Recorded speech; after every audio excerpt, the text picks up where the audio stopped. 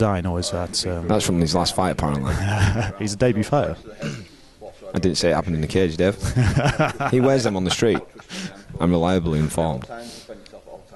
But if I was receiving instructions from referee Brad Conway, let's get it on. Oh, Rob's straight in there, going for the single leg. Pushing for that single there, Dave. He's got him down, yeah. Gets a takedown. Working from top now. Taking his back as well. Yeah, he's showing. Starts to throw those knees to the body, yeah. That was illegal. Trying to get his hook in. Far hook in that side. What does Matt want to be doing from here, James? Matt definitely needs to be. He's doing the right thing, staying tight, but he definitely needs to stay tight and get back to his feet. He's working for neck. Both hooks in now. Seems to be securing that rear naked choke. Has he got his arm under the neck? He's flattening him out. Pushing his hips in, trying to secure that arm under the neck. Yeah, Matt's in big trouble from here, I think. Early on in the fight as well. Seems to be defending the choke from our vantage point, though, Dave. Seems to be doing all right. He's trying to soften him up with some body shots there as Rob.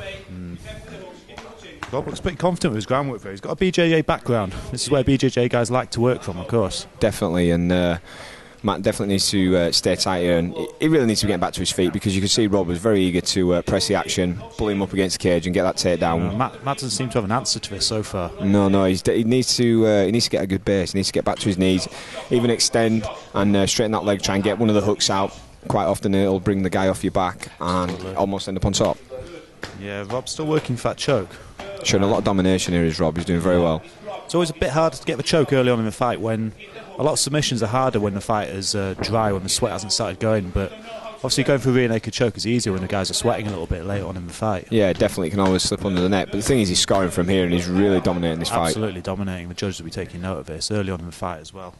It's going to be demoralising for Matt as well, being in his debut. Yeah, and so early on in the fight as well. You would like to think you could keep it on an equal base to begin with, but he needs to do something here. He does.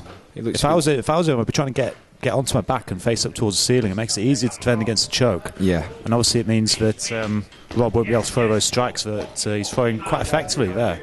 Maybe it's just the fact that Rob has, a higher caliber BJJ background, and well, I think that shows again. Yeah. He's working. He's going palm to palm. He's going Superman.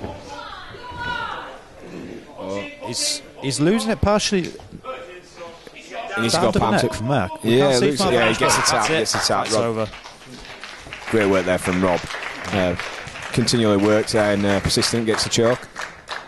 Rob Couzens goes to 2-0. So now let's announce the winner, representing the blue corner, Rob Couzens. First fight of the afternoon and first round submission, Dave. So you definitely think that above all else, above the BJJ and everything, the Welsh background was a strength? I think it definitely helped. It showed, didn't it, Dave? He's clearly proud of his national heritage, as I am.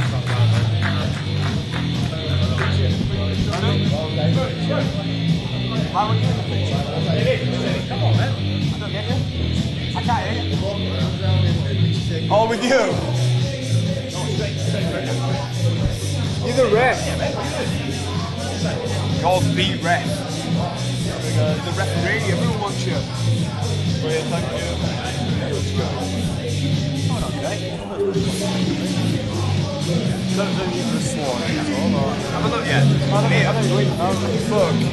I'm really watching that. I can probably look outside my name. Yeah, I will look in here. Right, one down. This is going to be hard work to stay impartial. I'm going to slip in the Taz, bro. Beat me if you can. Survive the fight.